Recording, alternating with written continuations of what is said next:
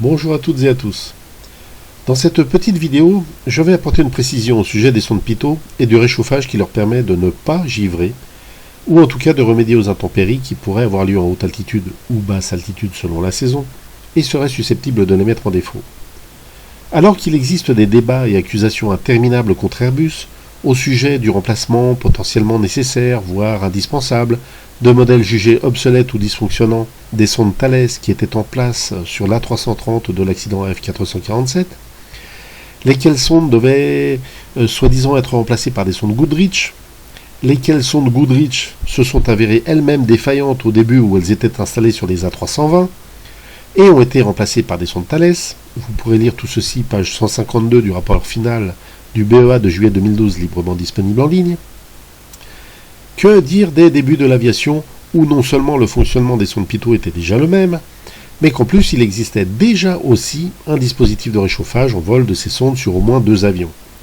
Le Douglas DC-3, pour lequel nous sommes en ce moment au poste de pilotage, et dont on ne peut visuellement rater les 2 sondes plantées sous son nez, en service depuis 1936, et jusqu'au moins en 1998, où selon Wikipédia, il en volait environ encore 400 exemplaires. Et le superbe Lockheed Constellation en vole depuis 1943 jusqu'à l'avènement des avions de transport civil à réaction. Lorsqu'on entend donc ces débats où un défaut de fabrication n'est même pas évoqué, ce sont juste des modifications et des adaptations aux conditions de fonctionnement. On se demande comment faisaient les pilotes de ces 2 avions mythiques lorsqu'ils perdaient l'indicateur de vitesse. Eh bien écoutez, c'est extrêmement simple. Comme dans la 330, ils levaient le nez au plafond et ils actionnaient les interrupteurs que l'on ne peut ici non plus ni rater ni confondre. Ici nous avons le réchauffage des hélices et juste à côté celui des sondes pitot. C'est aussi simple que ça.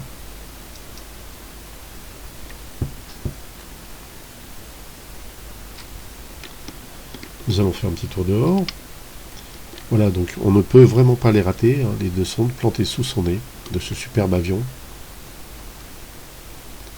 Derrière, nous apercevons assurément les sondes statiques, qui sont donc le référentiel immobile par rapport à la vitesse de l'air qui rentre dans les sondes dynamiques, mais qui servent également à déterminer l'altitude.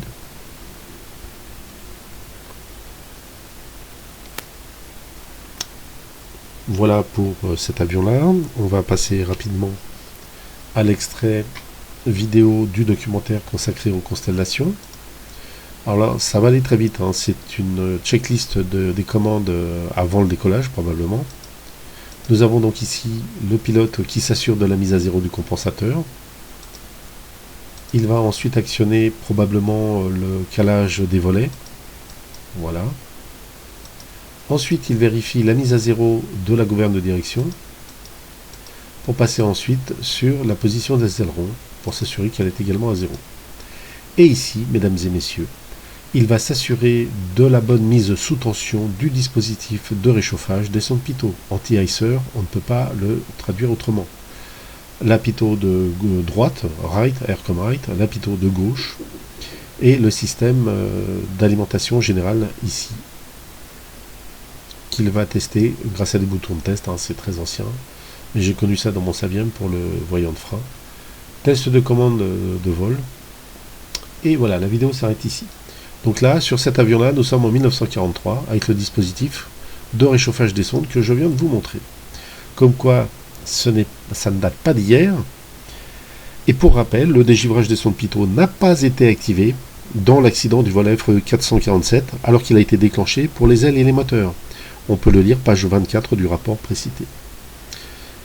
Voilà, je vous remercie de votre attention. Cette petite vidéo était complémentaire par rapport à celle que j'ai faite sur les sondes pitot.